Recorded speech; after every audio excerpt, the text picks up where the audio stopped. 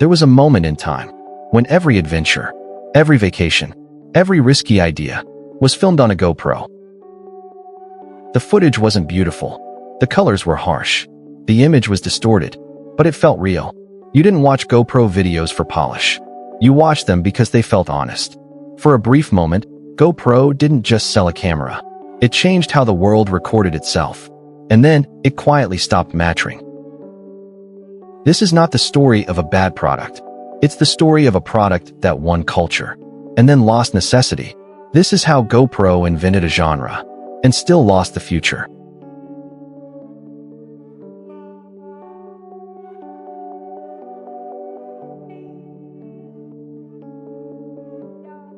The idea behind GoPro was almost too simple. Nick Woodman didn't want to make a better camera.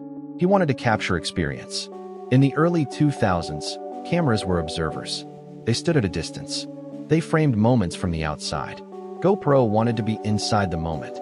On a helmet, on a surfboard, on a chest. This wasn't filmmaking.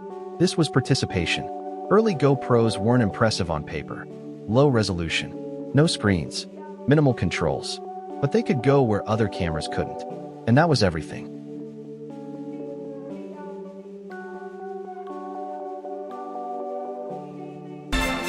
Wanted to document my experience for on this concept that I've had for a wrist camera that I could wear while I was surfing.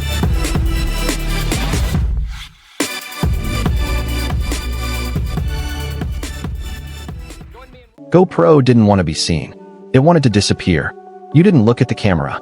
You forgot it was there. And because of that, the footage felt different. Unplanned, uncontrolled, unrehearsed. This was documentation without performance. No poses, no retakes, no perfection, just life happening. GoPro never sold hardware. It sold identity, adventure, freedom, risk. You didn't buy a GoPro because you needed one. You bought one because you wanted to be someone. Someone who surfed, skied, climbed, explored. Even if you didn't.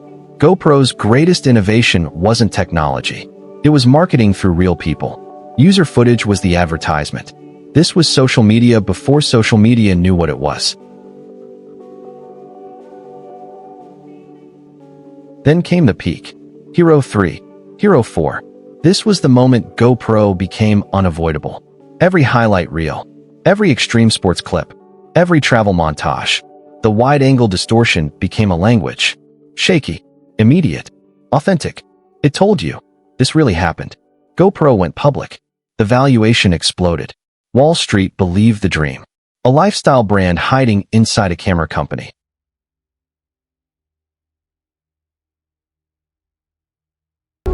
There's 7 billion people in the world, and we are the answer the phone.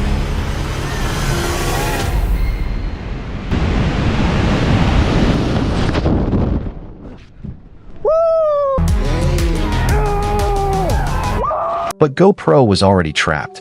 It had defined itself too clearly. GoPro meant action, speed, adrenaline, and nothing else. The problem with being iconic is that evolution starts to look like betrayal. GoPro couldn't slow down. It couldn't become cinematic. It couldn't change identity.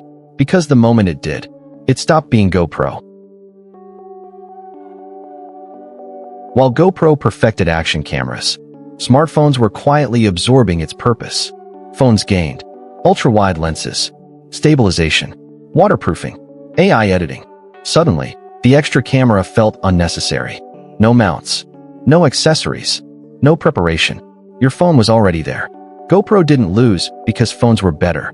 It lost because phones were good enough.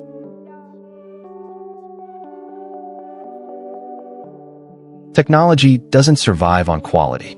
It survives on necessity. GoPro was optional. And optional technology struggles when convenience improves, friction disappears, minimalism wins. People stopped asking, "Do I need a GoPro?" And that question alone sealed its fate. GoPro tried to escape its box. Drones, 360 cameras, subscriptions. Each move felt disconnected from the soul of the product.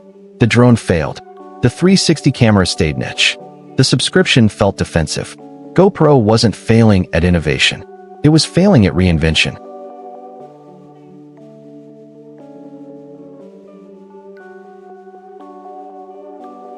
GoPro was a moment in time.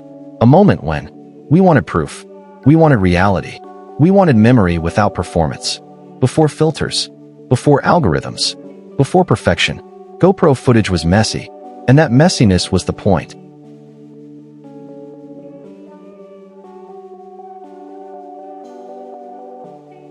When GoPro faded, we didn't just lose a camera.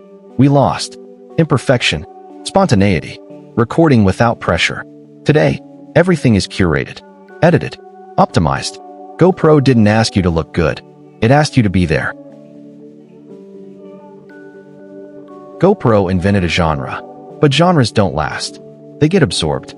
Action cameras became features, not products. GoPro didn't fail.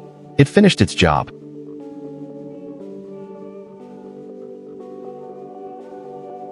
GoPro didn't lose because it stopped being good.